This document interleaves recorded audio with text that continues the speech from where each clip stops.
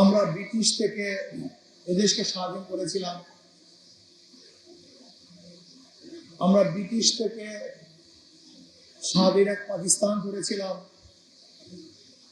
আবার পাকিস্তান থেকে আলাদা হয়ে বাংলাদেশ করেছিলাম। দেশ বারবার পরিবর্তন হয়েছে, কিন্তু ভাগ্যের পরিবর্তন হয়নি। বহু দলের শাসন আমরা দেখেছি। আমরা মুসলিম লীগের শাসন দেখেছি, আমরা শাসন দেখেছি আওয়ামী লীগের, আমরা শাসন দেখেছি বিএনপি, শাসন দেখেছি জাতীয় পার্টির, আমরা শাসন দেখেছি জোট পার্টির। বহু দলের শাসন দেখেছি, কিন্তু ভাগ্যের পরিবর্তন দেখি নাই। আমরা বহু নেতার শাসন দেখেছি। আমরা আইয়ুব খানকে দেখেছিলাম, আমরা শেখ সাহেবকে নেতা হিসেবে দেখেছিলাম, আমরা জিয়াউর রহমান সাহেবের শাসন দেখেছি, দেখিনি এরশাদ সাহেবের শাসন, এরপরে খালেদা জিয়ার শাসন, শেখ হাসিনার শাসন, মঈনুদ্দিন ফখরুদ্দিনের শাসন দেখেছি। আর বর্তমানে আমরা ডক্টর ইউনূস সাহেবের শাসন 1 বছর দেখলাম। বহু শাসকের শাসন দেখেছি, লেকিন মানুষের ভাগ্যের পরিবর্তন দেখি নাই। 71 কেন স্বাধীন হয়েছিলাম? বৈষম্য দূর করার জন্য। পশ্চিম পাকিস্তানের লোকগুলি পূর্ব পাকিস্তানের সাথে বৈষম্য করছে। ভেবেছিলাম স্বাধীন হলেই বৈষম্য দূর হবে, কিন্তু 71 থেকে আজকে 2024 পর্যন্ত বৈষম্য দূর হয় নাই। এজন্য 2024-এ জুলাই আগস্টের বিপ্লবের মাধ্যমে আমরা বৈষম্য দূর করার জন্য চেষ্টা করেছিলাম।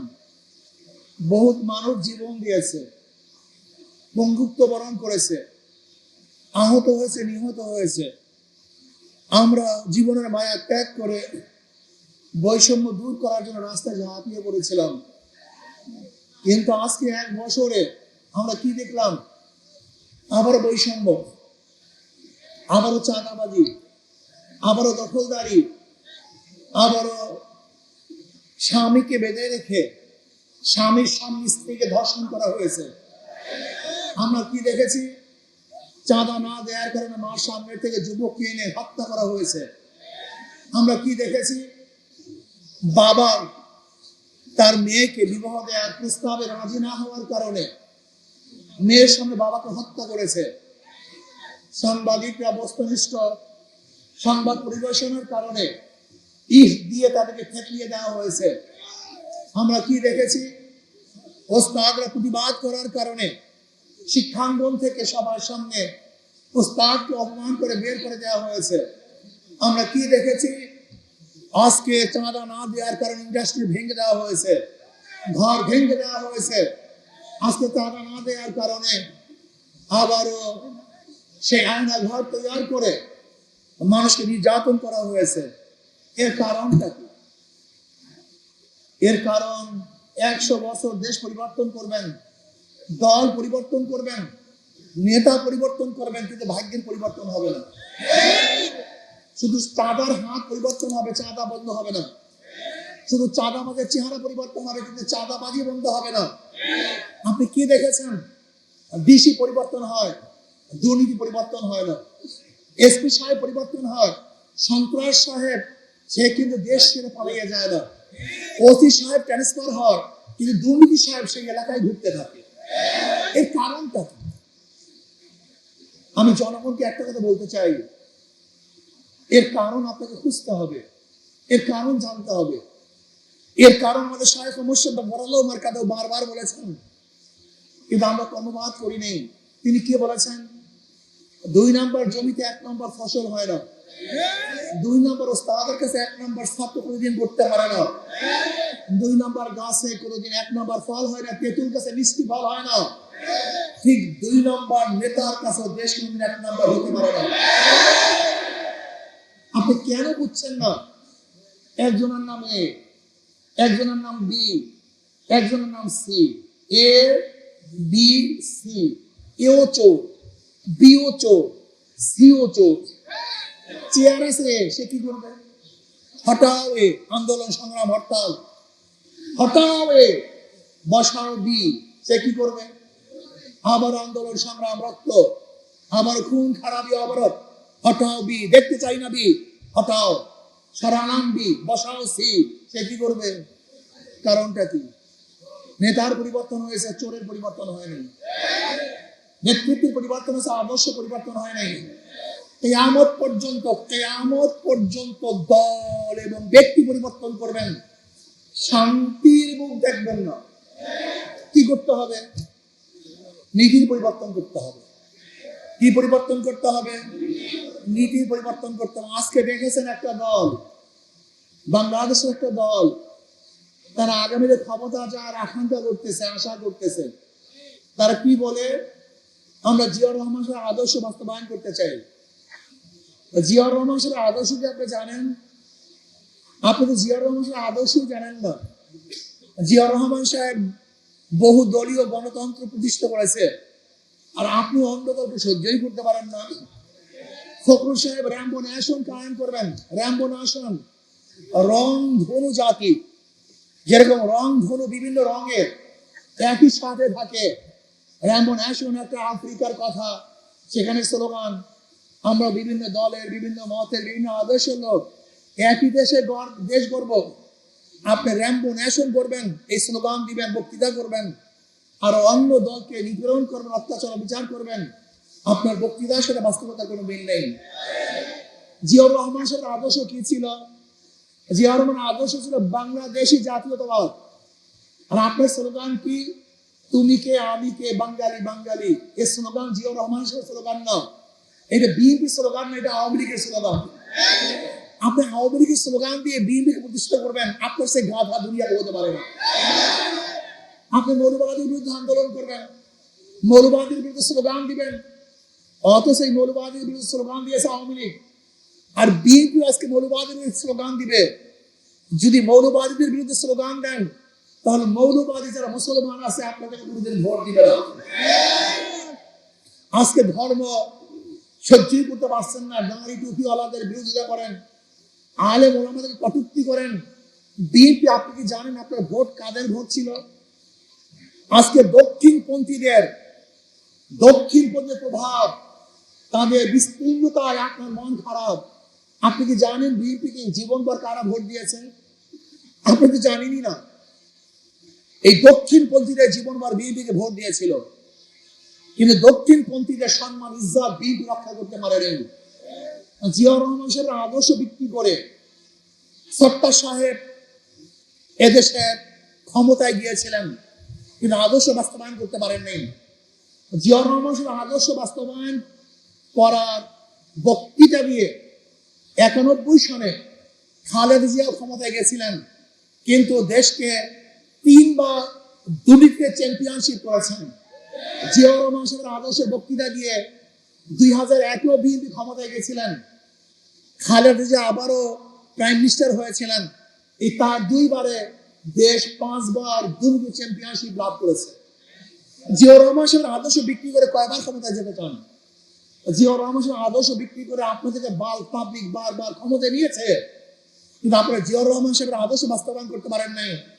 দেশকে দুর্নীতিতে 5 বার চ্যাম্পিয়নশিপ করেছেন।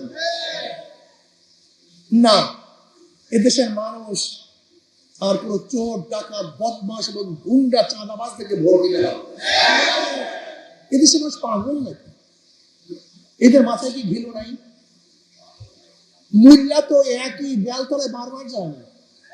কি কথা ঠিক না? বারবার গিয়েছে, ওদেরকে বারবার ভোট দিয়েছে, ওদেরকে আর ভোট দিতে চাই না। ওদের সব জায়গায় ধোঁকা পাওয়া যায়।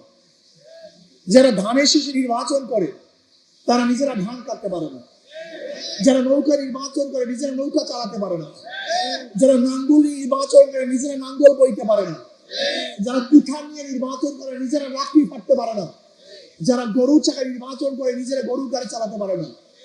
মার্কাগুলি সব গরিবদের, কিন্তু যারা নির্বাচন করে একজনও গরিব না। নৌকা কারা চালায়? গরিবরা। নাঙ্গল কারা চালায়? গরিবরা। ধান কারা কাটে? এই সব প্রতীক গরিবদের, কিন্তু যারা নির্বাচন করে, জোরে বলেন, একজনও গরিব না। অর্থাৎ মার্কার সাথে তাদের কাজের মিল নেই, কিন্তু হাত পাখা এমন একটা মার্কা যে নির্বাচন করে সে ঘুরাতে পারে, যারা সমর্থন করে তারাও চালাতে পারে, এরা পুরুষরাও চালাতে পারে, মহিলারাও চালাতে পারে, বড়রাও চালাতে পারে, ছোটরাও চালাতে পারে। হাত পাখার প্রয়োজন মুসলমানদের, হিন্দুদের, খ্রিস্টানদের, বৌদ্ধদের। কারেন্ট ফেল করে হাত পাখা ফেল করে, কাউর মার্কা ঢোকার সময় বুকের উপরে থাকে না, কিন্তু হাত পাখা এমন একটা মার্কা, হাত পাখা এমন একটা মার্কা ঢোকার সময় বুকের উপরে থাকে। এটা হিন্দুকেও শান্তি দেয়, খ্রিস্টানকেও শান্তি দেয়, বৌদ্ধকেও শান্তি দেয়, মুসলমানকেও শান্তি দেয়, পুরুষকেও শান্তি দেয়, মহিলাদেরও শান্তি দেয়, সব জাতিকে শান্তি দেয় হাত পাখা। আমি বিশ্বাস করি হাত পাখা বিজয় হোক, গোটা জাতি বিজয় হবে, গোটা লোক শান্তি বিজয় হবে। হাত পাখা সবার প্রতি, হাত পাখা আমার প্রতি, হাত পাখা আপনার প্রতি, হাত পাখা বন্ধুর প্রতি, হাত পাখা শত্রুর প্রতি। হাত পাখার সাথে তাদের কাজেরও মিল আছে, বক্তব্যেরও মিল আছে। আমি বিশ্বাস করি যদি হাত পাখা বিজয় হয়, জাতি বিজয় হবে। হাত পাখা যদি বিজয় হয়, গরিব, শ্রমিক, জেলে, মজদুর, তাঁতি, ঋষি, কামার, সব শ্রেণীর মানুষ বিজয় হবে ইনশাআল্লাহ। আমি অনেক সময় আশ্চর্য হয়ে যাই, আমাদের মুসলমান ইসলামকে কেন পছন্দ করেন? ইসলাম ফুবিয়া। এক গাজা করে একদিন আমাকে প্রশ্ন করে, হুজুর ইসলাম ক্ষমতায় আসে, আমার গাজার অবস্থাটা কি হবে? ব্যবসায় তো গাজা খোর, সে কিন্তু ইসলাম ক্ষমতায় আসলে আমি গাজা কিভাবে টানবো? আমি তাকে সহজ সরল উত্তর দিলাম, ভাই তুমি মসজিদে গিয়ে কি গাঁজা সেবন করতে পারো? মানে না। আমি বলি কেন? বলে হুজুর পরিবেশ নাই। আমি বললাম ইসলাম ক্ষমতা আসলে গোটা বাংলাদেশটাই মসজিদের পরিবেশ হয়ে যাবে, যেখানে তুমি নিজের থেকে গাঁজা ছেড়ে দিবা, সমস্যা আছে? বলে না, কোনো সমস্যা নেই, আপনাদের বিশ্বাস নেই আমার কথা। আচ্ছা বলতে হাজার হাজার লোকের মধ্যে একজনও কি নাই যারা ধূমপান করে? কথা বলেন না, একজনও নাই যারা ধূমপান করে। এখন ধূমপান করেন না কেন? নিষেধ করছি, বাধা দিছি, কেন করেন না? করেন আপনি, সমস্যা কি? কেন করেন না কেন? মনে কি আসছে একবার ধূমপান করি? কিসের কারণে? পরিবেশ না। আজকে আমাদের দেশের খারাপ কেন? আজকে হাজারো ভালো মানুষ খুনি হয় কেন? বুয়েটের মধ্যে আবরার ফাহাদকে যারা হত্যা করেছিল, এই দেশের সবচেয়ে 3% লোক, মেধাবী লোক, ওরা মেয়ের থেকে ভালো রেজাল্ট করেছিল, ওরা ইন্টারভিউতে ভালো রেজাল্ট করেছিল, কিন্তু পরিবেশের কারণে ভালো থাকতে পারে, খুনি হয়ে গেছে। জাহাঙ্গীর ইউনিভার্সিটির 100 ধর্ষণ করার পরে কারা সেঞ্চুরি পালন করেছে? এদেশের মূর্খরা না, ওই শিক্ষিত লোকগুলি। আমি বিশ্বাস করি পরিবেশের কারণে যেন ফেরেশতা আযাজিল হয়ে যায়, আবার পরিবেশের কারণে আযাজিল ফেরেশতা হয়ে যায়। ওই আওয়ামী লীগ, বিএনপি, ওই দলগুলি এমন ইন্ডাস্ট্রিজ, এমন ইঞ্জিন, যেখান থেকে ফেরেশতা ঢুকাবেন, অন্য দিক থেকে আযাজিল হয়ে বের হয়ে যাবে। ইসলামী আন্দোলন এমন এক ইন্ডাস্ট্রি, যেখানে আযাজিল ঢুকবে, ফেরেশতা হয়ে বের হয়ে যাবে। আমার হাজারো দর্শন আছে, হাজারো ভালো ছেলেগুলি, এই মাত্র উদাহরণ দিয়েছি। আবরার ফাহাদকে যারা হত্যা করেছে, এদেশের 3% ভালো মেধাবী ছাত্র, ওদের কাছে যাওয়ার পর খুনি হয়ে গেছে, দর্শক হয়ে গেছে, চাঁদাবাজ হয়ে গেছে। আপনারা দেখেছেন বর্তমানে ছাত্রদলকে হত্যা করছে, ছাত্রদল যুবদলকে হত্যা করছে, বিএনপিকে হত্যা করেছে। এরা কাফের ছিল না, হত্যাকারী ছিল না, ওই দলগুলি ওদেরকে হত্যাকারী বানিয়ে দিয়েছে। আজকে আমার হাজারো সোনার তুল্য সন্তানদেরকে ওই দলগুলি ওই ডাকাত বানাচ্ছে, চাঁদাবাজ বানাচ্ছে, খুনি বানাচ্ছে, ওদের মদের বোতল হাতে ধরিয়ে দিচ্ছে, ওদের হাতের মধ্যে অবৈধ অস্ত্র তুলে দিচ্ছে। আর ইসলাম যদি ক্ষমতা আসে, আমি বিশ্বাস করি আমার এক পরিবেশ সৃষ্টি হবে, যেখানে অফিসে ঘুষ খাওয়ার কথা মনে থাকবে না, গাঁজা সিঁড়ি গাঁজা পান করবে না, একজন মদখোর মদের কথা ভুলে যাবে ইনশাআল্লাহ, দুর্নীতি করবে না। বিশ্বাস করি ইসলাম ক্ষমতা আসলে গোটা বাংলাদেশটা জান্নাতের পরিবেশ হয়ে যাবে। প্রত্যেকের জন্য লড়বো, বাংলাদেশটা এমন এক দেশ হবে, না খেয়ে থাকবো, সবাই একত্রিত ভাবে না খেয়ে থাকবো, খানা খাবো, পেট পুরো সবাই খানা খাবো, বস্ত্র পরিধান করবো, সবাই বস্ত্র পরিধান করবো, যদি বস্ত্রহীন থাকে সবাই বস্ত্রহীন থাকবো, শান্তিতে থাকবো, একত্রিত শান্তিতে বসবাস করবো। যদি অত্যাচারিত হয় সবাই অত্যাচারিত হবো, যদি সবাই মোকাবেলা করি, অন্যায় মোকাবেলা একত্রিত করবো ইনশাআল্লাহ। তার মানে হাসবো একসাথে, কাঁদবো একসাথে, সুখ শান্তি করবো একসাথে, আবার যদি দুঃখিত হই দুঃখিত হবো সবাই একসাথে।